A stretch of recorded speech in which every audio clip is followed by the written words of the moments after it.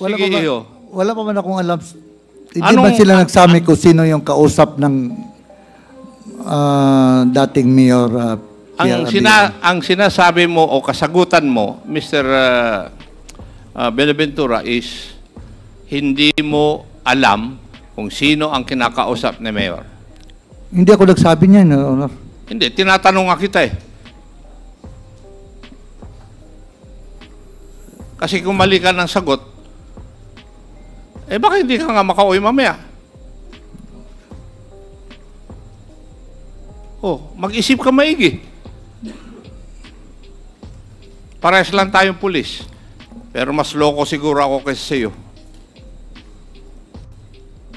Mr. Binaventura, mula kanina nakikinig lang ako, puro kakasinungalingan. Especially when tinanong ka ni Congressman Sansing with regards to the quarry.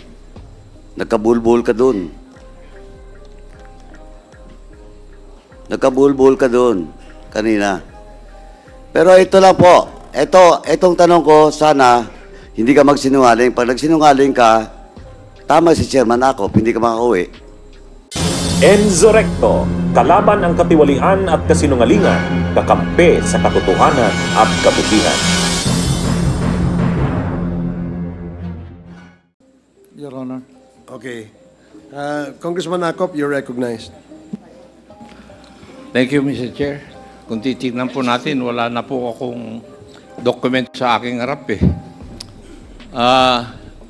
Magandang gabi, Mayor Carranza. Good evening, sir, Your Honor. Kayo po ba ay may security sa iyong sasakyan? Yes, sir. Meron ka ring driver? I usually travel with my driver and security aid. Security aid. Meron bang mga pagkakataon na may inuutos ka sa iyong security aid o kung wala yung security aid mo, nautusan mo yung driver mo? Whenever we travel, sir, I always ask my aid to... Hindi ko sinasabi kung nagtra-travel kayo. Yes, sir. Ang tinatanong ko, were there instances o merong mga pagkakataon na nauutusan mo yung iyong security aid? At kung wala yung security aid mo, ang nautusan mo yung driver mo? Yes, sir. Most of the time, sir. Most of the time. And your driver and security aid would know kung sino po yung nakakasalamuhan nyo ng mga tao? Yes, sir. Yes. Yes, sir. And you're under oath? Yes, sir. Yes, sir. Opo. Now, may I ask Director Gerald Lazo, do you also have a driver and a security aid? Yes, Your Honor. Isang driver, isang security aid sa iyong sakyan. Yes, Your Honor. With the same question na tinanong ko kay Mayor Carranza, would your answer be true also like him na nautusan mo rin yung iyong security aid para sa iba't ibang bagay o kung wala siya, yung driver na nautusan nyo? Yes, Your Honor. At sa inyong sa everyday activity, yung driver ninyo o yung security nakakaalam kung sino po yung nakakausap ang nakasalamuha po ninyo? Yes, Your Honor. Yes. Yes, Your Honor. At kung kayo'y nandun sa kotse o nasa opisina at walang bisita, nakakwentuhan ninyo yung driver nyo at saka security aid. Tama? Yes, Your Honor. Would that be true also, Mayor Carranza? Yes, sir. Now, Mr. Sunny Benaventura, narinig mo yung sagot ng Director General ng PDEA at saka Mayor ng Silang Cavite. Tapos sasabihin mo dito sa committee na ito na ikaw ay driver at security lamang at wala kang kaalam-alam. Matanong nga kita, nagsisinungaling ka? Sa ano po, Your Honor? Mag-ingat ka. Dahil baka hindi ka na makauwi. Ano? Ang ibig mo sabihin, driver security lang, hindi mo alam kung sino-sino yung mga nakakausap ng iyong boss? Wala pa ba naitanong sa akin, Your Honor? Ano po? Wala pa naitanong sa akin kung sino yung kausap ng boss ko. Hindi mo alam? Kasi ang sagot mo kanina sa mga katanungan ng aking mga kasama rito ay driver security ka lang and you do not bother o na malaman kung sino yung kausap ng iyong boss, Wala anong ko ginagawa niya. Di po ba? Di ba yun ang sagot mo kanina sa kanilang mga katanungan? Ang kuha ko lang yun, ang sabi ko sa driver security ako, tapos hindi naman ako particular kung sino yung kausap ng boss ko, Your Honor. Hindi ko naman tinatanong na maging particular ka eh. Ang tinatanong ko, kagaya ng pagtanong ko kay Mayor Carranza at kay DJ Lasso, yung kanilang security aid o driver, nalalaman. Alam nila kung sino yung bumibisita kay Mayor, sinong kausap niya. Di ba? Yes, Tapos Your Honor. sasabihin mo sa amin dito na driver security ka lang? At wala kang pakialam dun sa kwan? Oh, come on. Huwag mo akong bulahin. Di ba? Kung nabula mo si Chairman Dan Fernandez, eh huwag mo akong bulahin. Di ba? Wala Sige, pa iyo. wala pa man akong alam. Hindi Anong- ba sila nagsabi kung sino yung kausap ng dating Mayor Pierre Abia? Ang sinasabi mo o kasagutan mo, Mr. Benaventura, is hindi mo alam kung sino ang kinakausap ni Mayor. Hindi ako nagsabi niyan, Your Honor. Hindi, tinatanong nga kita eh. Kasi kung mali ka ng sagot, eh baka hindi ka nga makauwi mamaya. Oh, mag-isip ka maigi. Parehas lang tayong pulis. Pero mas loko siguro ako kaysa sa'yo.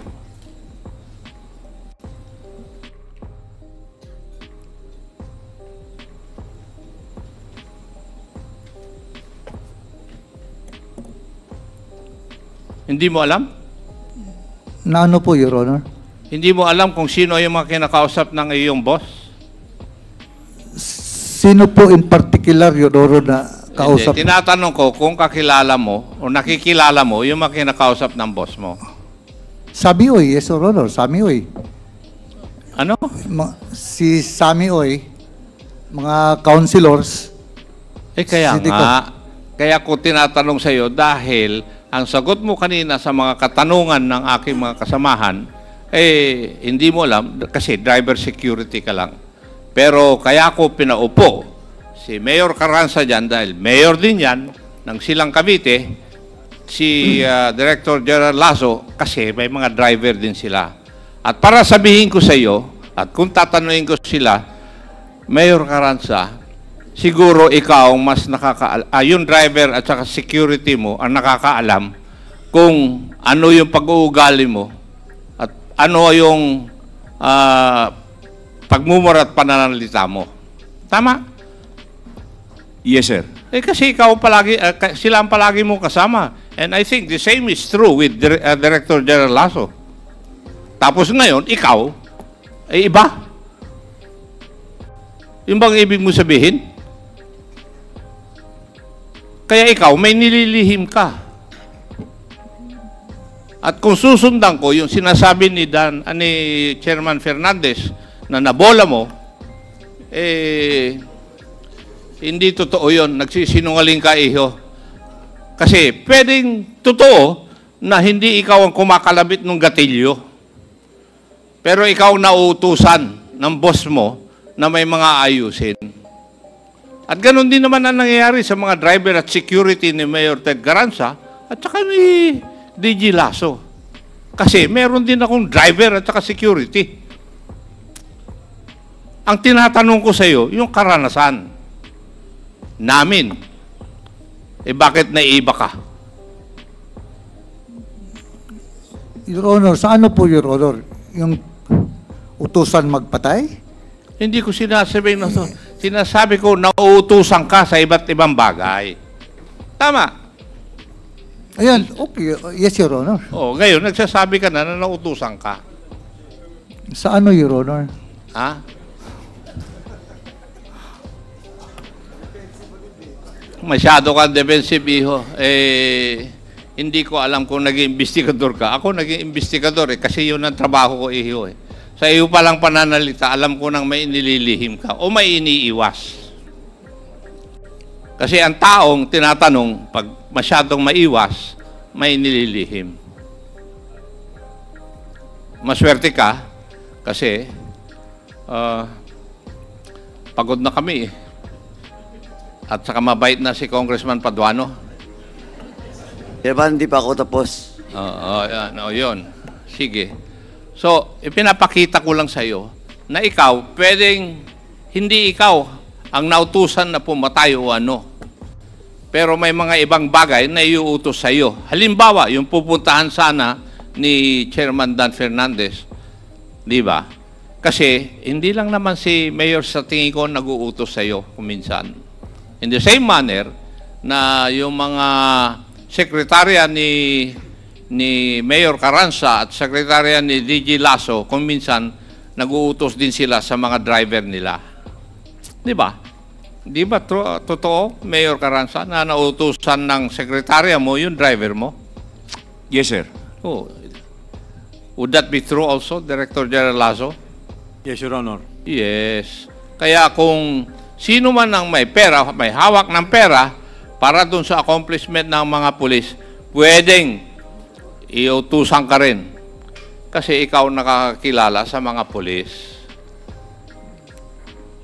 Diba? At alam mo rin kung ano-ano ang kanilang linya ng trabaho kasi pulis ka.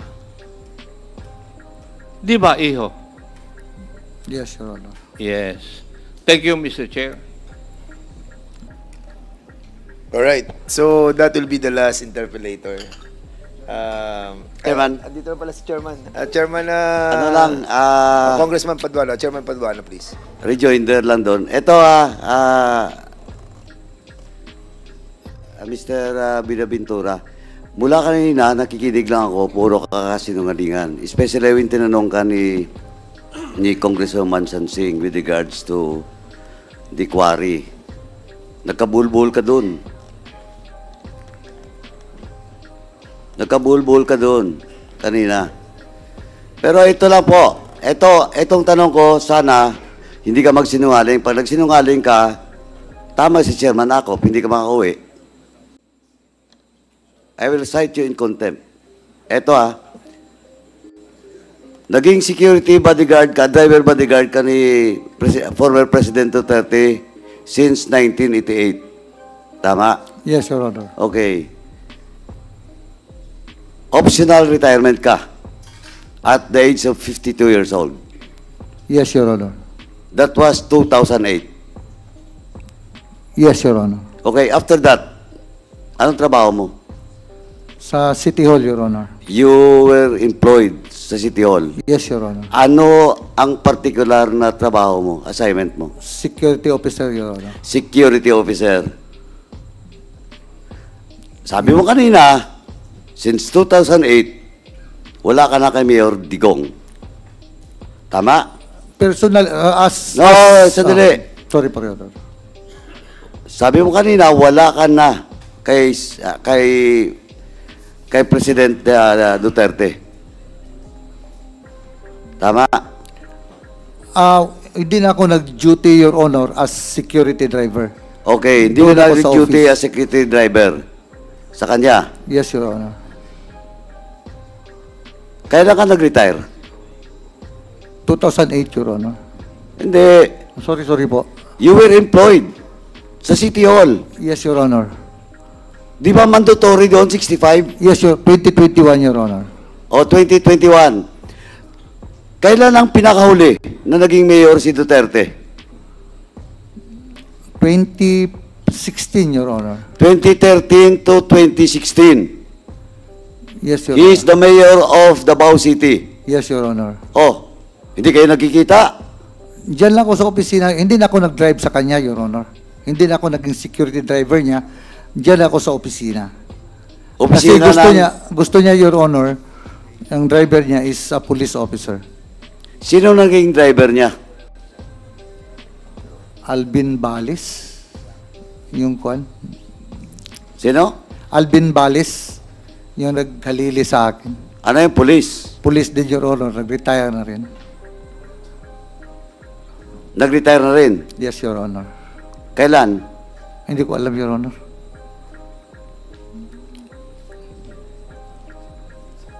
Hindi mo alam. So, 2013 to 2016, Mayor si Duterte, si Alvin Valles ang nag-drive sa kanya. Yes, Your Honor. Saan ba siya naka-assign noon yung Alvin? Sa DCPO din, Your Honor. DCPO. Davao City Police Office. Hindi mo alam, after 2016, kung sino na yung driver niya? Nag-retire na yung Alvin? Yes, si Alvin Valles pa rin, Your Honor. Yung mayor siya. Hindi nga, kailan nga siya nag-retire? Hindi ko na kuha, Your Honor. Hindi, ito anyway, babalik ka pa dito. Now, tandaan mo, on record lahat to Pag may nag-testify na naka-duty ka pa rin, kahit naka-payroll ka sa City Hall, mananagot ka. Yan, usapang lalaki yan. Sani? Your Honor, kahit na yung campaign period niya. Hindi ko tinatanong yung campaign.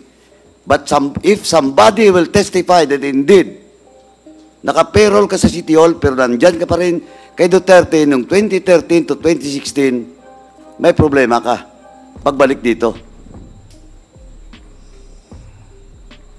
Okay? Yes, Your Honor. Usapang lalaki to. Yes, Your Honor. Babalik ka pa dito. Pag pinatawag ka. Yes, Your Honor. Sigurado ka. Yes, Your Honor. And lastly, may property ka ba sa Samal Island? Yes, Your Honor. Oh. Sabi mo kanina, wala kang pera. Paano ka nagka-property sa Samal Island? Iba man yung lupa, Your Honor, iba yung cash. But you have to buy it. Di ba? Bibilin mo yon. Noon, sa call ko yung retirement ko yun, Your Honor. Magkano ang retirement mo? Ganito, Your Honor. Nag-retire ako, early retirement na age of 52. Naka-receive ako ng 1.7 million plus. Bumili ako ng 3 hektarya, mura pa noon, Your Honor, sa 300,000 per hectare. So, mayroon akong 3 hectares. Doon sa Samal. Bumili ako ng beach line na 530 square meters, 650,000. Nakabili ako ng 1,500 square meters na overlooking. Yun ang nabili ko sa retirement ko, Your Honor. Magkano yung per square, kamo? Doon sa coastline? Coastal? Yung 530 square meters ko, Your Honor, nabili ko lang ng 650,000. Noon pa yun, Your Honor. Do you have the documents, deed of sale, and everything? Title na lang, Your Honor. Hindi, yung deed of sale. Wala na, Your Honor. Pero, totoo talaga, Your Honor. Yung hindi ko naman retirement sinasabi, ko, inubos hindi ko ko. naman sinasabi na sinungaling ka. Yung tinatanong ko, kung may dokumento ka ba to prove that indeed, ganun nga yung pagbili mo.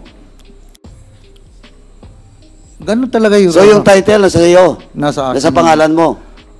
Pangalan ng anak ko, Your Honor. Ikaw ang bumili, ba't sa pangalan ng anak mo? Binigay ko. Sorry? Sa kanila ko ipinangalan, Your Honor. Sino nag-develop ng area ngayon?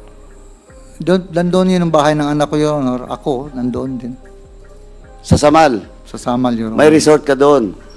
Bahay lang sa tabing dagat, Your Honor. Tapos, so 3 property yun, di ba? Yes, yung isa, pinagbili ko na rin, Your Honor. Ay, bininta mo na. Yung 1,500. Magkano? Nabili ko ng 250, pinagbili ko ng 1.4, Your Honor. Ganon lang yan, Your Honor. Buhay-buhay. Napaka-defensive mo eh. Hindi ko naman tinanong kung buhay-buhay ba yan o kawit-kawit. Maghanap ka talaga, Your Honor, na...